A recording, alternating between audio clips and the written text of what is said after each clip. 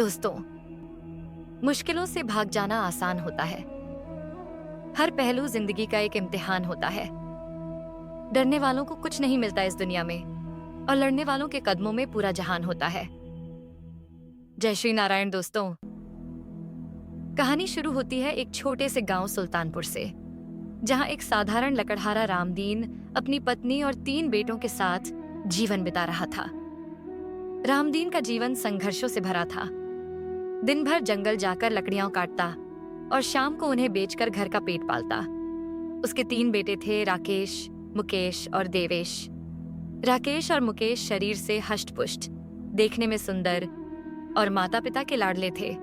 उनके लिए अच्छा खाना बनता, नए कपड़े आते और हर ख्वाहिश पूरी होती। पर देवेश एक दुबला पतला सांवले रंग का मासूम लड़का, जो न तो किसी का दुलारा था, न ही उसके लिए कभी कोई खास पकवान बनता। उसे अक्सर बची खुची सूखी रोटी दी जाती और पहनने को फटे पुराने कपड़े। उसके अपने ही भाई उसे चिढ़ाते, ताने मारते, यहाँ तक कि कभी प्यार से बात तक नहीं करते। मगर देवेश वो चुप रहता, शिकायत का नाम नहीं लेता, हर ताने पर मुस्कुरा देता। अपने माता पिता और भाइयों से बेशुमार प्यार करता था। फिर एक दिन रामदीन अचानक बीमार पड़ गया। लकड़ियां काटने का काम बंद, घर की बची खुची पूंजी भी खत्म होने लगी। तब एक माँ ने उम्मीद की ओर देखा। उसने अपने बड़े बेटे राकेश को बुलाया। बेटा, अब घर का भार तुम्हें उठाना होगा। तुम्हारे पिताजी बिस्तर पर हैं। अब तुम्हें जंगल जाकर लकड़ियां काटनी होंगी। माँ ने उसे अच्छे से भोजन कराया, थैले में पूरी सब्जी रखी और मीठे दूध से भरा कमंडल दिया। बेटा, भूख लगे तो खा लेना और दूध से गला तर कर लेना। ईश्वर तुम्हारे साथ रहेगा। राकेश जंगल की ओर चल पड़ा। अभी कुछ ही दूर गया था कि रास्ते में एक बेहद बूढ़ी, कमजोर और थकी हुई औरत मिली। बुढ़िया ने कांपती आवाज में कहा, बेटा, कई दिनों से भूखी हूं, थोड़ा खाना और दूध दे दे। मुझे लगता है मैं जिंदा नहीं बचूंगी। अगर तू दया करेगा तो भगवान तुझ पर दया करेगा। राकेश की आंखों में क्रूरता उतर आई। हट बुढ़िया, मेरा खाना तू खाएगी? मैं क्या जंगल में भूखा मरूं? जा, मरना है तो मर जा, मुझे क्या लेना देना। बुढ़िया कुछ नहीं बोली, बस सिर झुका लिया। राकेश जंगल पहुंचा, भोजन और दूध जमीन पर रखा और पेड़ काटने लगा। लेकिन तभी कुल्हाड़ी उछलकर सीधे उसके हाथ पर लगी। खून बहने लगा। वो दर्द से चीख पड़ा, मगर जंगल में उसकी पुकार सुनने वाला कोई नहीं था। किसी तरह खून से लथपथ वो घर लौटा। माँ की आंखों में आंसू आ गए। हाय, मेरे बेटे को क्या हो गया? उसकी मरहम पट्टी की गई।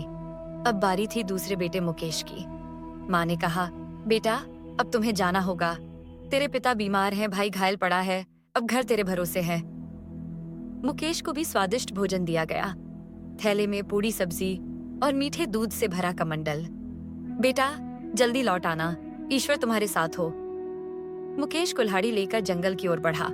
जैसे ही जंगल के किनारे पहुंचा, वही बुढ़िया फिर सामने आ गई। बेटा, भूख से मर रही हूँ, थोड़ा सा खाना दे दो, थोड़ा दूध पिला दो। भूखे को खाना देना बहुत पुण्य का काम होता है। ईश्वर तुझे इसका फल जरूर देगा। मुकेश ने गुस्से में कहा, जा बुढ़िया, मैं तुझे क्यों खिलाऊं? मरना है तो मर जा, मुझे कोई लेना देना नहीं। अभी मुकेश ने कुल्हाड़ी से 2 ही वार किए थे कि सैगलुलीहरी फिसलकर सीधे उसके पैर में जा लगी। खून बहने लगा, दर्द असहनीय था। वो तड़पते हुए जोर जोर से चिल्लाया, बचाओ, कोई है क्या? पर उस घने जंगल में उसकी आवाज सुनने वाला कोई नहीं था। किसी तरह खुद को संभालते हुए लड़खड़ाते कदमों से मुकेश घर पहुंचा। उसे खून से लथपथ देखकर माँ की चीख निकल गई। हाय दैया, ये क्या हो गया मेरे लाल को? रामदीन की आंखों में भी आंसू आ गए। हे ईश्वर, ये कैसी परीक्षा है? पहले मैं बीमार पड़ा, फिर मेरा बड़ा बेटा घायल हुआ, अब ये दूसरा बेटा भी। अब इस घर का खर्चा कैसे चलेगा? अगली सुबह की किरणें छिटकी ही थीं कि सबसे छोटा बेटा देवेश चुपचाप अपने माँ बाप के पास आया। वो हाथ जोड़कर खड़ा हो गया। पिताजी, मैं भी आपका बेटा हूँ। आप बीमार हैं, भाई दोनों घायल हैं। अब आप तीनों घर का काम नहीं कर सकते। अगर आप अनुमति दें तो मैं जंगल जाकर लकड़ियां काट लाऊं और उन्हें बाजार में बेच दूं। देवेश की बात सुनते ही माँ और पिता दोनों हंस पड़े। अरे ओ पगले, रामदीन ने कहा, तू लकड़ी काटेगा? तुझे कुल्हाड़ी उठानी भी नहीं आती? ये कोई बच्चों का खेल है क्या? माँ ने ताना मारा, ना तुझ में ताकत है ना अक्ल है। जंगल जाएगा तो शेर भालू खा जाएंगे, हमें एक और चिंता दे देगा तू। लेकिन देवेश की आंखों में दृढ़ निश्चय था। पिताजी, शरीर से मैं जरूर कमजोर हूं, लेकिन मन से नहीं। मैंने सुना है जो सच्चे मन से हिम्मत करता है उसकी मदद खुद भगवान करते हैं। माँ और पिता ने बहुत समझाया, डांटा भी, पर देवेश अपनी बात पर अड़ाहट ना डरा। आखिरकार हार मानकर रामदीन बोले, ठीक है बेटा, जा तू भी अपनी किस्मत आजमा ले, देखते हैं तेरी जिद तुझे कहां तक ले जाती है। देवेश मुस्कुराया। उसने कुल्हाड़ी उठाई और माँ के पास गया। माँ ने गुस्से में कहा, ओ बेवकूफ, जहां दो लायक बेटे हार गए, तू क्या करेगा? वो थैले में एक सूखी रोटी डालती है, कमंडल में थोड़ा सा पानी भरती है और झल्लाते हुए कहती है, जब भूख लगे तो ये सूखी रोटी खा लेना और पानी पी लेना, तेरा पेट इससे भर जाएगा और तेरी जिद भी। दोस्तों, जहां राकेश और मुकेश को माँ ने पूरी सब्जी और मीठा दूध देकर भेजा था, वहीं देवेश को भेजा गया, एक सूखी रोटी और पानी के साथ। पर देवेश खुश था, उसके चेहरे पर कोई शिकवा नहीं था। वो एक हाथ से थैला पकड़े, दूसरे हाथ में कुल्हाड़ी लिए, कंधे पर उम्मीद का भार उठाए चला जा रहा था। उसके मन में सिर्फ एक विचार था, मुझे लकड़ियां काटनी है और घर चलाना है। जैसे ही वह जंगल के किनारे पहुंचा, उसे भी वही बुढ़िया मिली जो पहले दोनों बेटों को मिली थी। बुढ़िया ने कांपते स्वर में कहा, बेटा, मैं कई दिनों से भूखी प्यासी हूं, अब मुझसे खड़ा भी नहीं हुआ जाता। अगर तू मुझे थोड़ा सा खाना खिला दे और पानी पिला दे तो शायद मेरे प्राण बच जाएं। देवेश ने बुढ़िया को देखा और कहा, माँ जी, आप तो सचमुच बहुत कमजोर लग रही हैं। मेरे पास कुछ खास नहीं है, बस एक सूखी रोटी है। अगर आप चाहें तो खा सकती हैं, मैं आपको मना नहीं करूंगा। जैसे ही देवेश थैला खोलने लगा, उसकी आंखें फटी की फटी रह गईं। उस थैले में सूखी रोटी की जगह पूरी पकवान और मिठाइयां रखी थीं। और जब उसने कमंडल खोला तो उसमें पानी नहीं, मीठा दूध था। देवेश हैरान था, ये कैसे हो गया? मैं सपना तो नहीं देख रहा। बुढ़िया मुस्कुराई और बोली, बेटा, ये सपना नहीं, ये सच्चाई है। जिसने मुझे भूख में खाना दिया, प्यास में दूध पिलाया, उसकी थाली कभी खाली नहीं रहती।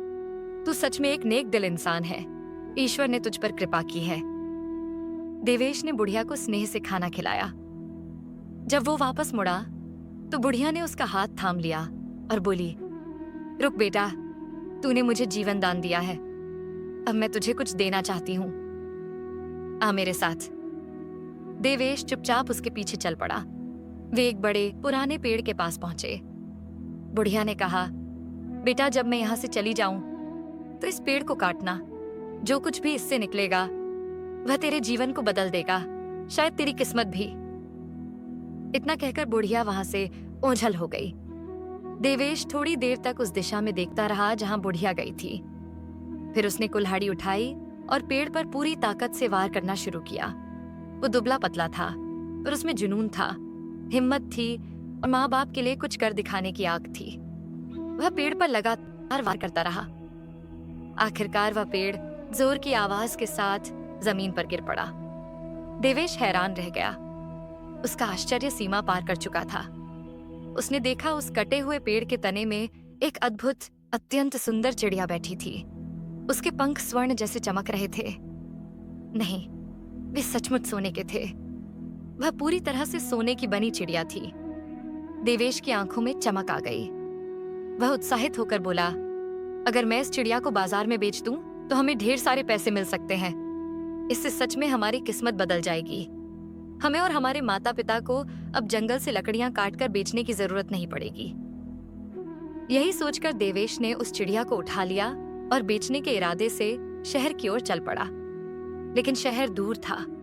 जब तक देवेश वहां पहुंचा, रात हो चुकी थी। बाजार बंद हो चुका था। हर दुकान पर ताला लगा था। कोई भी खरीदार उसे नजर नहीं आया। अब घर लौटना भी संभव नहीं था। रात बहुत हो चुकी थी। जंगल का रास्ता खतरनाक था। मजबूरन देवेश को वहीं रुकने का निर्णय लेना पड़ा। वह पास की एक सराय में पहुंचा। भाई साहब, देवेश ने सराय के मालिक से कहा, क्या मैं रात भर यहाँ ठहर सकता हूँ? जो भी किराया होगा मैं चुका दूंगा। मुझे सुबह बाजार जाना है। सराय वाला मुस्कुराया और बोला, ये सराय ऐसे ही मुसाफिरों के लिए है, आओ आराम करो। लेकिन तभी उसकी नजर देवेश के हाथ में पकड़ी चिड़िया पर पड़ी। ये क्या है? अरे ये चिड़िया ये तो पूरी सोने की है। मैंने ऐसी अद्भुत चिड़िया आज तक नहीं देखी। वह दौड़ा दौड़ा अपनी तीनों बेटियों को बुला लाया। बड़ी बेटी बोली, वाह ये चिड़िया कितनी सुंदर है। मंजली ने कहा, इसके पंख तो पूरी तरह से सोने के हैं। और सबसे छोटी बोली, देवेश भैया आप कितने किस्मत वाले हैं। तीनों बहनों ने चिड़िया की खूब तारीफ की और फिर चली गईं। रात को देवेश ने चिड़िया को बरामदे में रख दिया और अपने कमरे में जाकर सो गया। वह बहुत थक चुका था। सोते ही गहरी नींद में चला गया। इधर लालच ने जन्म लिया। सराय की बड़ी बेटी का मन उस सोने की चिड़िया को देखकर डोल उठा। उसने सोचा, अगर मैं इसका एक पंख ही तोड़ लूं तो देवेश को क्या पता चलेगा। वह दबे पांव बरामदे में पहुंची। जैसे ही उसने चिड़िया के पंख नोचने के लिए हाथ बढ़ाया, उसका हाथ चिड़िया से चिपक गया। वह चिल्लाई, हाय ये क्या हो गया। अब उसने अपनी मंजली बहन को बुलाया। मंजली आई और उसने भी जैसे ही चिड़िया को छुड़ाने की कोशिश की, उसका हाथ भी चिपक गया। अब दोनों ने छोटी बहन को बुलाया। जैसे ही वह आई और दोनों के हाथ छुड़ाने के लिए आगे बढ़ी, उसका हाथ भी चिड़िया से चिपक गया। तीनों बहनों के हाथ सोने की चिड़िया से चिपक चुके थे। रात भर वे रोती रहीं। सुबह होते ही देवेश की आंख खुली। जैसे ही वह बरामदे में पहुंचा, वहां का दृश्य देखकर दंग रह गया। उसने समझ लिया, इन तीनों ने चोरी की कोशिश की है, इसलिए इनके हाथ चिड़िया से चिपक गए हैं। तभी सराय का मालिक भी वहां आया। वह गुस्से में बोला, दुष्ट लड़के, मेरी बेटी से बांध दिया क्या? देवेश ने शांत स्वर में उत्तर दिया, मैंने कुछ नहीं किया। आपकी बेटियों को अपनी करनी का फल मिला है। मुझे अब शहर जाना है। इतना कहकर वह अपनी चिड़िया लेकर चल पड़ा। लेकिन अब उसके साथ तीनों लड़कियां भी चल रही थीं। उनके हाथ अब भी चिड़िया से चिपके थे। सराय वाला बेबस देखता रह गया। शहर के बाहर पहुंचते ही एक बूढ़े व्यक्ति की नजर उन पर पड़ी। को पहचान लिया। वह चौंक कर बोला, अरे ये तो उसी सराय वाले की बेटियां हैं। ये लड़का इन्हें कहाँ लिए जा रहा है? वह चिल्लाया, ऐसे लड़के रुक जा। लेकिन देवेश नहीं रुका। बूढ़ा आदमी दौड़ता हुआ पास आया। उसने लड़कियों को छुड़ाने के लिए हाथ बढ़ाया और जैसे ही उसने चिड़िया को छुआ, उसका हाथ भी चिपक गया। अब वह भी चिल्लाने लगा, हाय ये क्या हो गया? कोई मुझे छुड़ाओ, बचाओ। तभी वहां से एक राहगीर गुजर रहा था। उसने देखा कि एक लड़का अपने बगल में एक चिड़िया दबाए चला जा रहा है और उसके पीछे पीछे 3 लड़कियां रोती हुई भागी जा रही हैं। उन लड़कियों के पीछे एक बूढ़ा आदमी बचाओ बचाओ चिल्लाता हुआ दौड़ रहा था। राहगीर यह विचित्र दृश्य देखकर घबरा गया। उसे कुछ समझ में नहीं आया। लेकिन जैसे ही वह उस बूढ़े को बचाने के लिए दौड़ा और हाथ बढ़ाया, वह भी चिपक गया। डर के मारे वह राहगीर भी चिल्लाने लगा, बचाओ, मेरे हाथ चिपक गए हैं। देश के हैं आए। उसी समय पास के खेतों में 2 किसान काम कर रहे थे। जब उन्होंने राहगीर की आवाज सुनी तो दौड़कर उसे बचाने पहुंचे। पर जैसे ही उन्होंने राहगीर को खींचने की कोशिश की, वे भी चिपक गए। अब वे दोनों किसान भी लाख कोशिश करने लगे अपने हाथ छुड़ाने की, लेकिन कुछ नहीं हुआ। अंततः वे भी चुपचाप उसके पीछे पीछे चलने को विवश हो गए। अब दृश्य ऐसा हो गया था, देवेश सोने की चिड़िया को बगल में दबाए सबसे आगे आगे चल रहा था।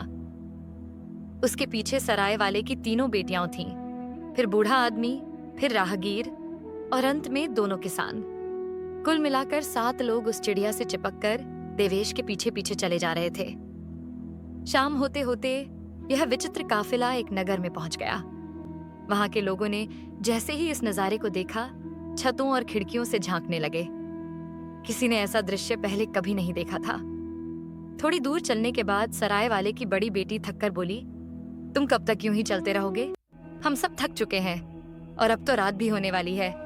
अच्छा हो अगर यहीं रुक जाओ। देवेश ने हामी भरी और सबको एक इमारत के पास ले गया। वहां पहुंचकर उसने कहा, हम मुसाफिर हैं, क्या हम आज रात के लिए यहाँ रुक सकते हैं? उस इमारत का मालिक बोला, हाँ हाँ, यही जगह तो मुसाफिरों के लिए बनाई गई है। यहाँ तुम्हें भोजन, बिस्तर सब कुछ मिलेगा, आराम से ठहरो। सभी लोग थके मांदे थे, सो वहीं बैठ गए। मालिक उन्हें देखता रह गया, फिर बोला, तुम्हारा यह काफिला तो बड़ा अनोखा है। ऐसा लगता है जैसे तुम अपनी किस्मत आजमाने और राजकुमारी को हंसाने आए हो। देवेश चौंका। वह बोला, राजकुमारी को हंसाना? ये क्या बात है? मुझे कुछ समझ में नहीं आया, साफ साफ बताइए। मालिक ने गंभीर स्वर में कहा, हमारे राजा की बेटी सदैव उदास रहती है। उसके चेहरे पर आज तक किसी ने मुस्कान नहीं देखी। हकीमों और राजवैद्यों का कहना है कि अगर ऐसा ही चलता रहा तो वह बीमार पड़ जाएगी और शायद उसकी मृत्यु भी हो जाए। इसलिए राजा ने ऐलान कर दिया है, जो भी राजकुमारी को हंसा देगा वह उसका विवाह राजकुमारी से करवा देगा। देवेश सारी बात सुनकर रात भर बेचैन रहा। उसे विश्वास होने लगा कि उसके साथ जो यह विचित्र काफिला है, शायद वही राजकुमारी को हंसाने के लिए पर्याप्त हो। यदि ऐसा हुआ तो उसका जीवन बदल जाएगा। सुबह होते ही देवेश चिड़िया को बगल में दबाए सभी 7 लोगों को साथ लिए राजमहल की ओर चल पड़ा। जब वे राजमहल के मुख्य द्वार पर पहुंचे तो पहरेदार ने यह अद्भुत दृश्य देखा। एक लड़का, उसके बगल में चिड़िया और उसके पीछे पीछे चिपके 7 लोग। वह ठहाका मारकर हंस पड़ा, फिर बोला, वाह भाई, तुम्हारा यह काफिला तो लाजवाब है। लगता है तुम वही हो जो राजकुमारी को हंसाने आए हो। पहरेदार तुरंत राजा के पास गया और सारी बात बता दी। राजा ने आदेश दिया कि देवेश और उसका काफिला दरबार में लाया जाए।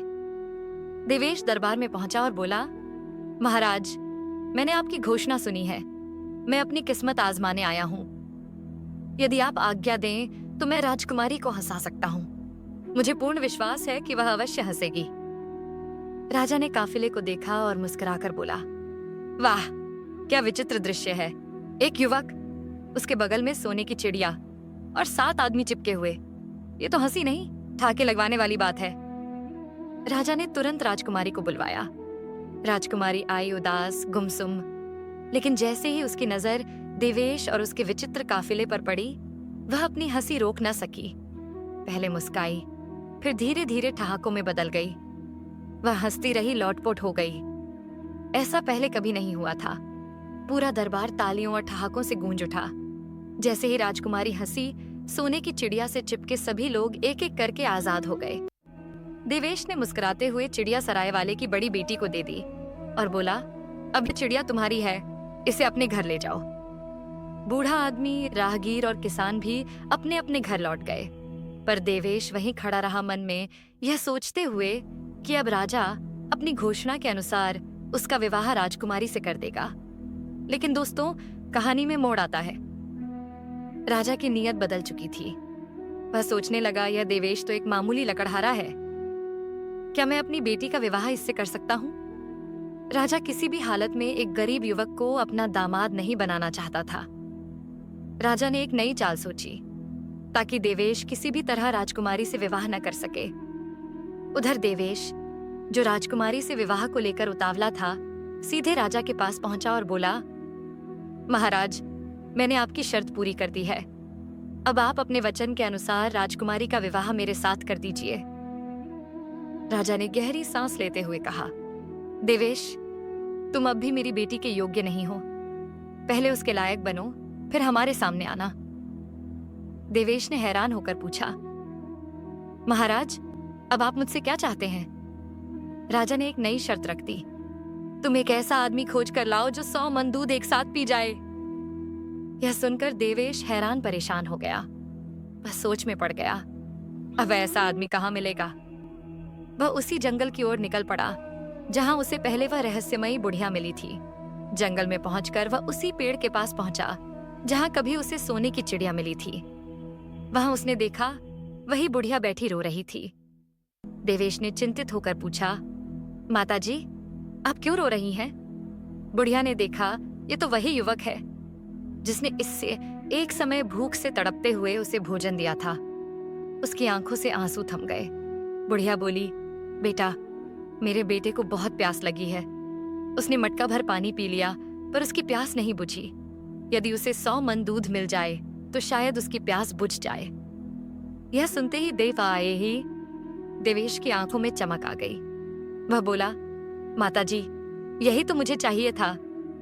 देवेश बुढ़िया के बेटे को लेकर सीधे राजमहल पहुंच गया और बोला, महाराज, ये वही आदमी है जो 100 मन दूध पी जाएगा। राजा ने उस छोटे कद वाले आदमी को देखा और तिरस्कार से कहा, ये तो बहुत छोटा है, इतना दूध कैसे पी सकेगा? देवेश ने आत्मविश्वास से कहा, महाराज, आप केवल दूध मंगवाइए, बाकी इसकी चिंता मत करिए। राजा ने दूध मंगवाया। दरबार में बाल्टियां भर भर कर दूध आया और वह छोटा आदमी पीने लगा। कुछ ही देर में सारी बाल्टियां खाली हो गईं।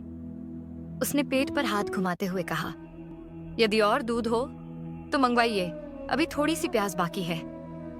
पूरा दरबार दंग रह गया। देवेश ने उस छोटे आदमी का धन्यवाद किया और उसे विदा कर दिया।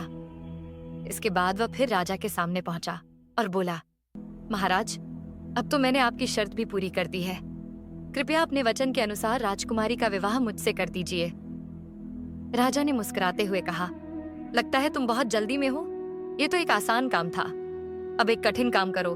फिर राजा राय कुछ सोचने लगा, अब कौन सा ऐसा काम दूं जिसे यह कभी न कर सके। कुछ देर बाद राजा बोला, देवेश, मुझे ऐसा जहाज चाहिए जो हवा, पानी और जमीन तीनों पर चल सके। जब तक तुम ऐसा जहाज लेकर नहीं आते, हमारे सामने मत आना, और अगर न ला सको तो फिर अपनी शक्ल मत दिखाना। राजा दरबार से उठकर चला गया। वह सोच रहा था, अब यह कभी नहीं लौट सकेगा। राजकुमारी यह सब सुन रही थी। देवेश के जाने के बाद वह अपने पिता से बोली, पिताजी, वादा निभाना चाहिए, आपने उसके साथ अन्याय किया है। राजा ने कठोर स्वर में कहा, तुम चुप रहो, मैं तुम्हारा विवाह उसी से कराऊंगा जो तुम्हारे लायक हो। यह साधारण लकड़हारा मेरा दामाद नहीं बन सकता।